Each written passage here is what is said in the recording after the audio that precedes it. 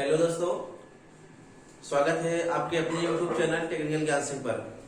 तो दोस्तों, आज मैं आप लोगों को लेकर आया हूँ कंप्यूटर का एक ऐसा टॉपिक जो बहुत ही इम्पोर्टेंट होता है। इम्पोर्टेंट होता है इसलिए होता है जैसे हम कोई रिकॉर्ड रखे रहते हैं कंप्यूटर की फाइल में, कोई भी जैसे कंप्यूटर की मेमोरी में जो होता है हम बहुत सारे डेटा को रखे रहते हैं। अब वो सारे डेटा कभी कभी हमारे पास कुछ डेटा ऐसे होते हैं जो डेटा जो होता है डिलीट हो जाता है या कोई डिलीट कर देता है। तो जब वो डेटा डिलीट हो जाता है तो वो डिलीट हुआ डेटा हमको मिलता कहाँ है? तो हम डेटा का मतलब कर सकते हैं जो हमारे पास जो भी कुछ रिकॉर्ड होता है, जैसे ऑडियो हो सकता है, वीडियो हो सकता है, टेक्स्ट फाइल हो सकता है, फोटो हो सकता है। तो जैसे अब हमको हमारी फाइल डिलीट हो गई, अब हम डिलीट हुई फाइल को कैसे हमको ढूंढना है, कैसे वापस करना हुआ, तो हम किस तरह से देखना चाहें, किस तरह से हमको वापस करना है, ये जो टॉपिक होता है ये बहुत ही इम्पोर्टेंट होता है। हर कोई, चाहे वो जो मोबाइल चलाता हो, चाहे जो कंप्यूटर चलाता हो, हर किसी के लिए बहुत ही इम्पोर्टेंट होता है। क्यों इम्पोर्टेंट इसलिए होता है, जैसे मान लीजिए आपने कोई बहुत ही इम्पोर्टेंट डेटा रखा हुआ है, ठीक, अपना जो होता है पर्सनल डॉक्यूमेंट रखा हुआ है। अब वो डॉक्यूमेंट मान लीजिए आप किसी न किसी कारण से कोई डिलीट कर दिया तो आप ढूंढ नहीं पा रहे, जबकि वो आप क्या हुआ कि रिसाइकल बिन के अंदर है। रिसाइकल बिन क्या होता है? रिसाइकल बिन को हम कह सकते हैं कंप्यूटर का एक प्रकार से डस्टबिन बोल सकते हैं। रिसाइकल बिन कंप्यूटर का एक प्रकार से डस्टबिन बोल सकते हैं। तो अब वहां पर रखा है लेकिन हमको पता नहीं है, अब हमको यही लग रहा है हमारा डिलीट होकर अब मिलेगा नहीं हमको। तो ऐसे में क्या कर सकते हैं, अगर हमको ये पता होता है कि डिलीट जब कोई करता है तो डिलीट होने के बाद वो रिसाइकल बिन में पहुंच जाता है, तो हम रिसाइकल बिन से पुनः फिर से वापस कर सकते हैं। तो आई होप मेरे प्यारे साथियों आप लोगों को ये वीडियो बहुत ही इंपॉर्टेंट, बहुत ही हेल्पफुल वीडियो है। अगर आप लोगों को वीडियो अच्छा लगे तो आप लोग चैनल को सब्सक्राइब और बेल आइकन को प्रेस कर लीजिएगा। इससे बेल आइकन प्रेस करने से आप लोगों को आने वाली वीडियो का नोटिफिकेशन टाइम से मिल सकेगा। तो चलते हैं, हम अपने टॉपिक पे चलते हैं। तो रिसाइकल बिन देखते हैं। रिसाइकल बिन सबसे पहले देखते हैं रिसाइकल बिन होता कैसे है। रिसाइकल बिन हमारा जो होता है वो इसी आकार का होता है। एक कंप्यूटर में ग्लास होता है, तो अब इसी ग्लास में हमको बहुत सारी फाइलें होती है। वो जितने सारे हमारे रिकॉर्ड होते हैं, जो भी सारे रिकॉर्ड हम डिलीट करते हैं, वो हमारा सब इसी में आके ऐसे इकट्ठा होता चला जाता है। ठीक, अब मैंने बताया रिसाइकल बिन क्या होता है। रिसाइकल बिन एक प्रकार से एक ग्लास होता है जिसमें क्या होता है सारे डेटा जब हम डिलीट करते हैं तो वो हमारा इसमें ऐसे भरता चला आता है। तो अब इसीलिए हम क्या बोलते हैं, यह जो होता है हमारा, यह एक प्रकार से हम इसको बोल सकते हैं डस्टबिन भी, या हम कह सकते हैं कूड़ादान भी बोल सकते हैं। क्या बोल सकते हैं? कूड़ादान भी बोल सकते हैं। किसका कूड़ादान? ये कंप्यूटर का कूड़ादान होता है। किसका कूड़ादान होता है? कंप्यूटर का कूड़ादान। तो हम इसको डस्टबिन भी बोल सकते हैं। तो अब यहाँ से हम समझते हैं इसको, हम अगर इसकी डिफिनेशन की बात करें तो डिफिनेशन इसका क्या होगा। तो अगर हम डिफिनेशन की बात करें तो डिफिनेशन कर सकते हैं कि all the file or folder deleting, going on the recycle bin.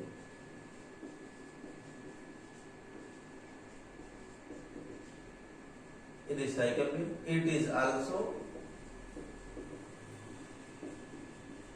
kind of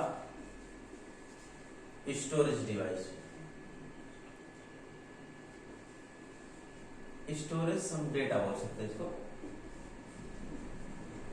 ठीक, तो इसमें हमने यही बताया कि जो रिसाइकल बिन होता है all the file or folder, मतलब कोई भी फाइल होता है, कोई भी फोल्डर होता है, जब उसको हम डिलीट करते हैं, जब उसको हम डिलीट करते हैं तो हमारा कहाँ जाता है, वो रिसाइकल बिन में चला जाता है। तो इसमें यही लिखा हुआ मैंने कि रिसाइकल बिन जो होता है all the file or folder. All the file or folder का मतलब सभी फाइल या सभी फोल्डर या सभी डेटा जब हम डिलीट करते हैं तो going on the recycle bin, वो चला जाता है कहाँ पर? रिसाइकल बिन में। और इसी को it is also kind of storage device, मतलब इसको स्टोरेज डेटा बोलते हैं। इसको हम आल्सो एक प्रकार से सदैव एक प्रकार से डेटा को स्टोर करने का एक फाइल होता है। ठीक, आई होप मेरे प्यारे साथियों आप लोग मेरी बातों को समझ पा रहे होंगे। तो अब यहाँ समझा, हमने क्या समझा, परिभाषा समझे। इसको अगर हम ऐसे हिंदी में समझना चाहते हैं तो बोल सकते हैं कि रिसाइकल बिन कंप्यूटर का एक प्रकार से डस्टबिन होता है। रिसाइकल बिन कंप्यूटर का एक प्रकार से डस्टबिन होता है जिसमें कंप्यूटर से रिलेटेड जब भी कोई रिकॉर्ड हम डिलीट करते हैं तो हमारा वो इसी डस्टबिन में जाके इकट्ठा हो जाता है। तो अब यहाँ से हमने इसको समझ लिया रिसाइकल बिन होता क्या है, उसको कार्य क्या होता है।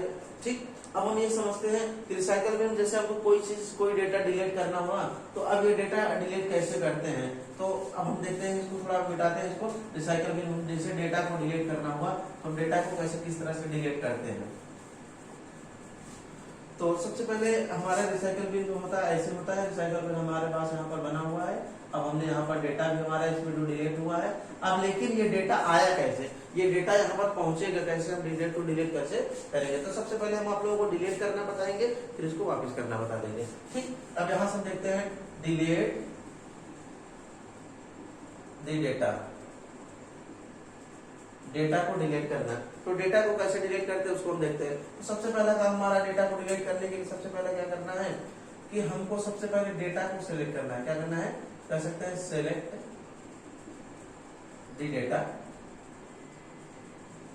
मतलब हमारे कंप्यूटर की फाइल में, कंप्यूटर में ये डेटा जो भी रहेगा उसको हम सेलेक्ट कर लेंगे।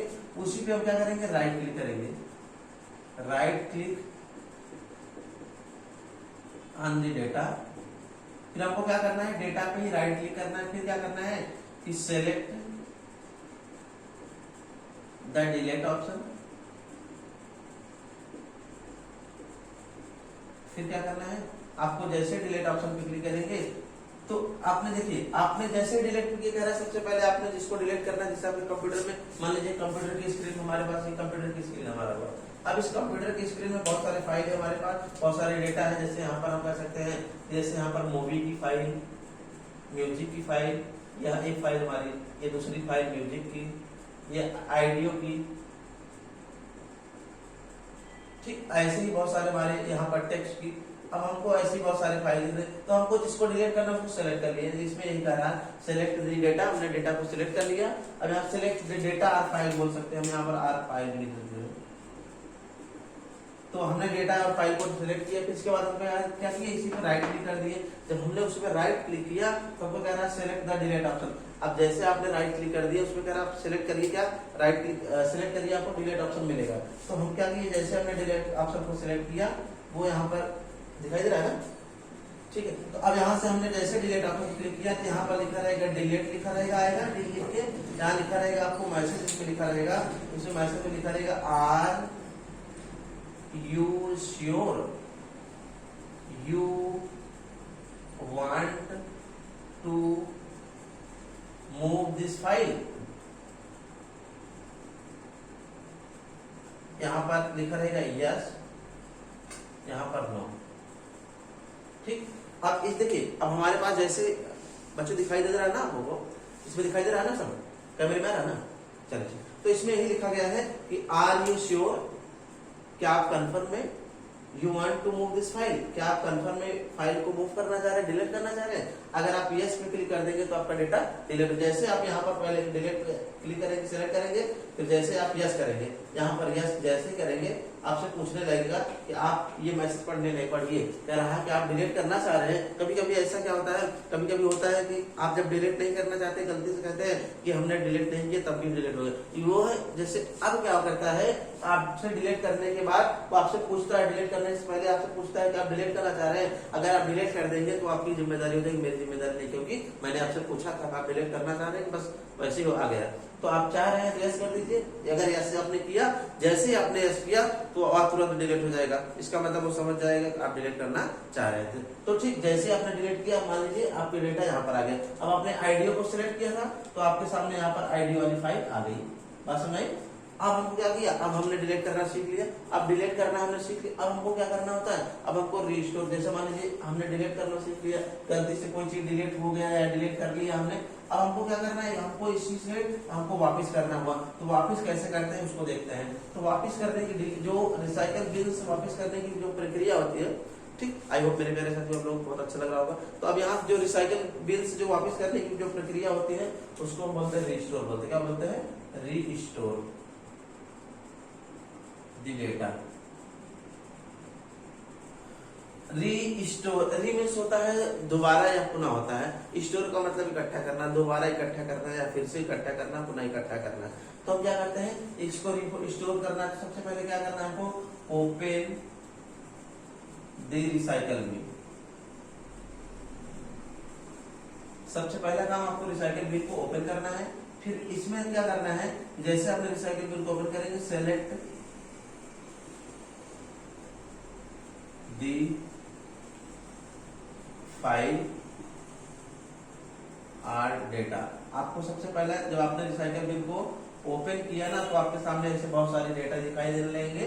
फिर उसके बाद क्या करेंगे कि यहाँ पर आपको जिसको वापस करना है उसको सेलेक्ट कर लेंगे। सेलेक्ट करने के बाद उसी पर राइट क्लिक करेंगे। Right click on the data, उसी पे आपको क्या करना है, राइट क्लिक कर देना है। जैसे आपने राइट क्लिक किया, सेलेक्ट द रिस्टोर ऑप्शन,